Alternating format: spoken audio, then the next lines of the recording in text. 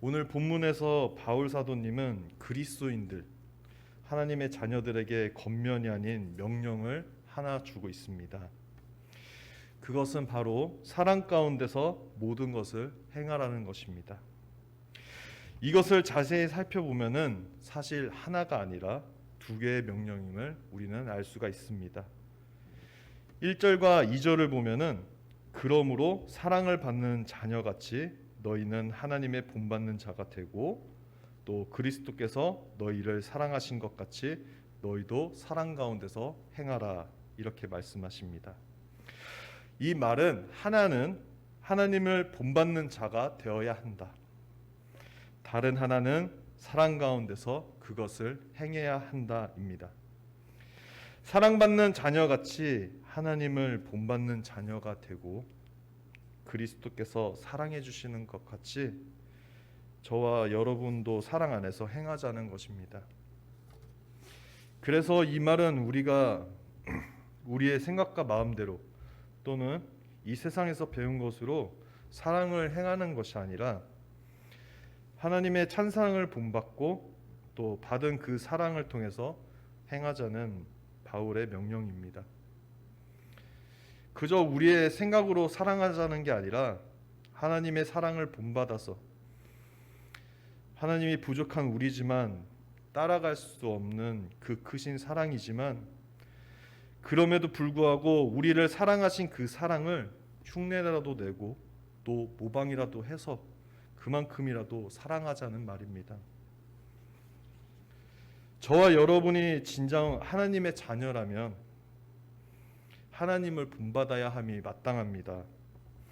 그렇다면 하나님을 본받는 사랑이 어떤 사랑인지 어떻게 하나님의 사랑을 본받아 그 사랑 가운데서 행할 수 있는지 오늘 본문을 통해서 함께 살펴보겠습니다. 먼저 사랑을 입어야 한다고 말씀하십니다. 1에서 2절을 우리가 다시 한번 읽겠습니다. 그러므로 사랑을 받는 자녀같이 너희는 하나님을 본받는 자가 되고 그리스도께서 너희를 사랑하신 것 같이 너희도 사랑 가운데서 행하라. 그는 우리를 위하여 자신을 버리사 향기로운 제물과 희생 제물로 하나님께 드리셨느니라. 아멘. 하나님을 본받아 사랑 가운데서 행하려면 먼저 하나님의 사랑을 입어야 한다고 말씀하십니다. 우리가 사랑을 하려면 먼저 하나님의 사랑을 받아야 그래야지만 가능하다는 이야기입니다. 이것을 깨닫게 해주시려고 예수님께서는 달란트의 비유로 우리에게 말씀을 하셨습니다. 잘 알고 있는 이야기죠. 어떤 사람이 큰 빚을 지었습니다. 그 빚은 몇백억 원이나 되는 큰 액수입니다. 너무나 큰 액수입니다. 예수님께서 이렇게 큰 빚을 지은 빚쟁이를 예를 든 것은 그만큼 우리가 모두 하나님 앞에 갚을 수 없는 큰 빚을 진 자라는 사실을 깨닫게 하기 위함입니다. 그런데 주인은 그 빚진 자를 불쌍히 여겨서 그 몇백억이나 되는 빚을 한 번에 아무 말도 없이 탕감해 주었습니다. 그런데 이 은혜 받은 빚쟁이가 자기에게 몇백만 원의 빚을 진 사람을 우연히 만났습니다. 그런데도 그는 그 몇백만 원을 갚으라고 그 사람에게 닥달을 합니다. 조금만 기다려달라고 하는 애원하는 그는 끌고 감옥에 가둬버립니다. 그 소식을 들은 몇백억을 탕감해준 주인 어떻게 이야기했습니까? 몇백억의 빚을 탕감해 주었는데 너는 몇백만 원의 빚도 탕감해 줄 수 없냐며 책망하고 또 그 빚쟁이를 감옥에 넣어버렸다는 이야기입니다. 그 사람은 왜 빚을 탕감하지 않았겠습니까? 자신이 얼마만큼 큰 빚을 주인에게 탕감받았는지 그 감사함을 잊어버렸기 때문입니다. 그는 수백 원을 탕감했을 때 얼마나 기뻤겠습니까? 아마 너무나도 감사했을 것입니다. 그런데 시간이 점차 지나고 나니까 그 감사함은 무뎌졌습니다. 그 은혜가 정말 얼마나 큰 것인지 이제는 기억도 나지 않습니다. 그래서 우연히 몇백만 원 빚진 그 사람을 만나고 그 사람을 용납하지 못했던 것입니다. 우리가 누군가를 사랑하기 위해서는, 다른 누군가를 용서하기 위해서는 우리의 큰 죄를 사해준 하나님의 그 사랑을 날마다 가슴속에 새겨야 합니다. 우리가 하나님을 사랑한 것이 아닙니다. 우리가 절대 하나님을 사랑한 게 아닙니다. 하나님이 먼저 우리를 사랑하셨습니다. 아들을 화목제물로 쓰시기 위해서 이 땅 가운데 보내주셔서 여전히 죄인이었던 저와 여러분을 위해 죽으심으로 하나님께서 먼저 우리에 대한 자신의 사랑을 이 땅 가운데 선포하시고 또 이 땅 가운데 확증하셨습니다. 사랑한다는 것은 말처럼 쉬운 것은 아닙니다. 그러나 몇백만 원의 빚진 자를 우리는 탕감해 줘야 할 만큼 충분한 사랑을 입은 사람들입니다. 그래서 저와 여러분은 사랑할 수밖에 없는 은혜 받은 자입니다. 우리는 도저히 하나님께 나아갈 수 없는 사람들이었습니다. 우리의 죄 때문에 거룩하신 하나님은 우리를 받아들이실 수 없었기 때문입니다. 이에 죄인이 하나님께 나아갈 방법 하나밖에 없습니다. 제사와 피를 통해서 죄를 깨끗하게 씻어내야 합니다.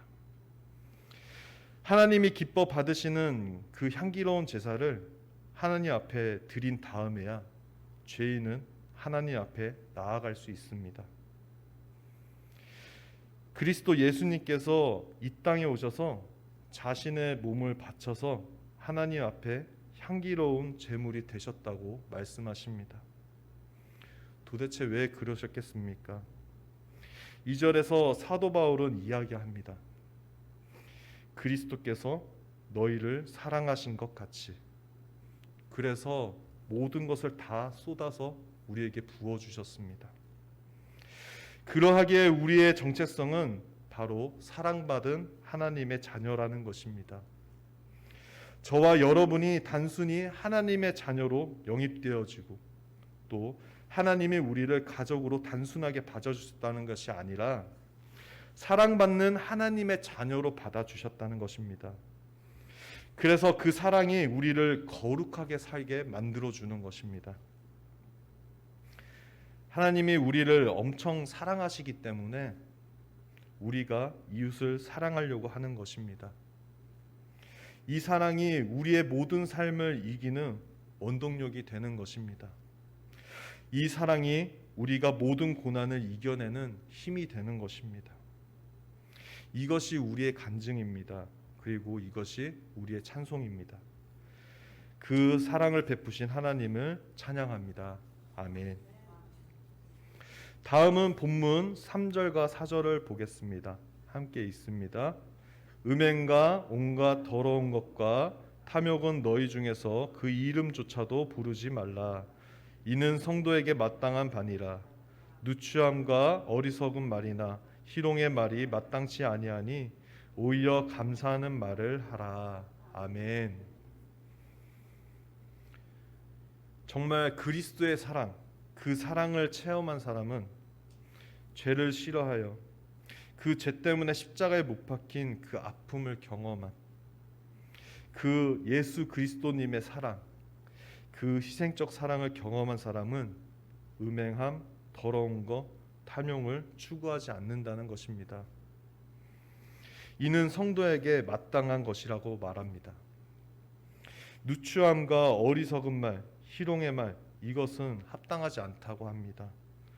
오히려 감사한 말을 자주 해서 덕을 세우라고 이야기하십니다. 이어서 5절에는 너희도 정녕 이것을 알거니와 음행하는 자나 더러운 자나 탐하는 자나 곧 우상 숭배하는 자는, 욕심을 부리는 자가 우상 숭배자라고 이야기하고 있습니다. 돈이 우상이 되었다는 말입니다. 다 그리스도와 하나님 나라에서 기업을 얻지 못하리니 누구든지 헛된 말로 너희를 속이지 못하게 하라. 이것이 무슨 말입니까? 요즘엔 다 이렇게 삽니다. 이런 말, 그런 말에 현혹하지 말라는 것입니다. 이게 요즘에 무슨 죄입니까? 이런 말에 동참하지 말라는 말입니다. 이것은 하나님의 진노가 불순종한 아들들에게 임하니 그러므로 그들과 함께하는 자가 되지 말라고 하십니다. 이 말은 동행하지도 말고 길도 같이 가지 말고 밥도 같이 먹지 말고 차도 같이 마시지 말라는 이야기입니다. 왜냐하면 그렇게 한다면 우리가 그들을 닮아갈까 봐 염려되기 때문에 사도 바울은 우리에게 이런 말을 하는 것입니다. 우리의 정체성에 대해서 문제가 생기기 때문입니다. 우리의 정체성은 사랑받는 자이고 또 그리스도 예수님의 희생을 경험한 자이고 이들을 위해 여전히 죄인이었던 우리들을 위해 자신의 삶을 죽음으로 내던질 수밖에 없는 그 엄청난 사랑, 그 엄청난 희생적 사랑을 경험한 자는 이 더러움에 참여할 수 없다는 것입니다. 그래서 예전에는 즐겁거나 별로 신경 쓰지 않던 그런 행동들이 이제는 우리 안에서 불편하고 또 조금씩 거리껴지는 마음이 생깁니다. 그래서 신앙생활을 교회에서 지체들과 함께 지속하다 보면은 이전에 살았던 삶들은 조금씩 멀어지고 하나님이 주시는 그 사랑에, 그 엄청난 사랑에 조금씩 거룩함으로 다가서는 것 같습니다. 그래서 부족한 저와 여러분을 이 열린문 교회 안으로 함께 초청해 주셔가지고 함께 다듬어가 주시고 또 삶의 자리로 돌아가서는 하나님의 사랑받는 자녀임이 선포되어지는 것입니다. 오늘의 말씀을 맺겠습니다. 우리가 어떻게 살아야 하는지 오늘 본문을 통해서 하나님께서는 말씀해 주셨습니다. 바로 정체성 가운데서 행동하라고 말씀하십니다. 이 정체성이 무엇입니까? 우리는 하나님의 사랑을 입은 자, 사랑받는 하나님의 자녀라는 것입니다. 사랑 안에서 행동하라. 이 말은 희생적인 사랑을 실천하며 사랑하라는 말씀입니다. 저와 여러분이 정말 그리스도의 사랑을 체험을 했다면 나 같은 죄인을 위해 십자가에서 죽으신 예수 그리스도의 사랑을 정말로 경험했다면 우리의 삶은 그 뼈저린 경험 때문에 점점 더 희생적인 사랑을 실천하는 삶으로 변화되어지리라고 저는 강력하게 믿습니다.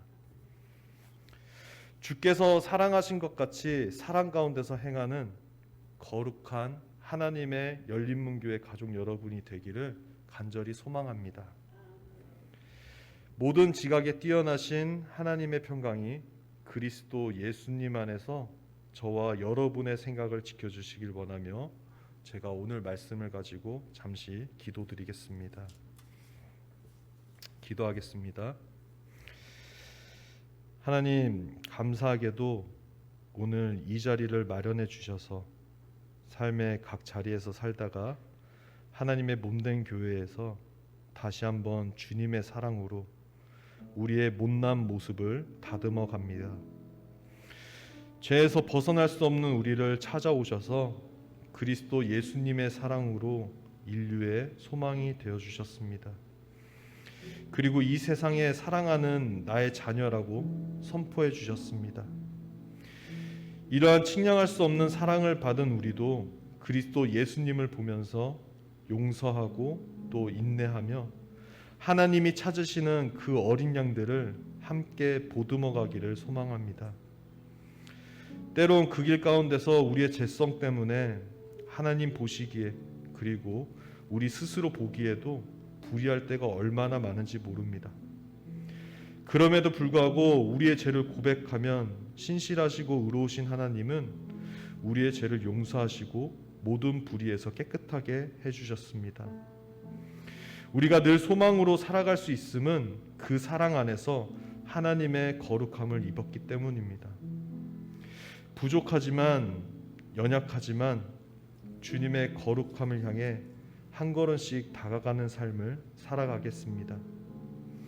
주님의 사랑을 입은 것처럼 그 사랑을 통해 거룩함을 가지고 우리와 관계 맺고 살아가는 이들을 사랑할 수 있도록 간구합니다. 늘 삶을 도와주시는 성령님께서 이 결심을 기뻐 친히 도우시리라 믿습니다. 감사합니다. 예수님의 이름으로 기도드립니다. 아멘.